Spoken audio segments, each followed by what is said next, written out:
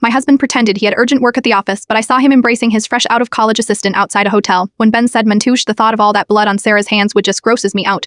I knew he was crushing on the new college intern. I calmly slid the divorce papers across the table. My life was never just about him, but later when he couldn't find me, Ben completely lost it. I am just too tired tonight, not feeling it. Then pulled his hand away from mine and rolled over, turning his back to me. It was my ovulation day, the time we were supposed to try for a baby. Now he was shutting me down. Maybe realizing how harsh he sounded, he turned and wrapped me in a hug, kissing my forehead. Sleep tight, babe. Listening to his even breathing, I knew we had a problem. So the next day I left the hospital early, bought ingredients for a fancy dinner and planned to surprise Ben. But before I could even open the front door, I heard him talking to his buddy. I used to be obsessed with Sarah, couldn't get enough of her, but now bludgeon about all that blood she handles, it just makes me sick. So you her over it, said totally casual. Ben didn't deny it. Did you hook up with the little secretary? What's her name? Mindy, right? This time Ben was silent for a long time. No way, man, you are serious. Ben finally spoke, his voice flat. Almost. You would have walked through fire for her, Don. Go playing with fire and end up in a cell chasing her back nightmare. Nobody can save you then. Ben chuckled, but it sounded hollow. She's given me 10 years of her life. You think she's dull? Just throw that away? His words hit me like a bucket of ice water, so that's it. He wasn't tired. He was grossed out. The words stung like a needle, stealing my breath. He knew how valuable a woman's 10 years were, and he was using it as a weapon against me. I did remember Mindy. She was an intern, a recent hire. The first time Ben mentioned her, there was a spark of admiration in his eyes.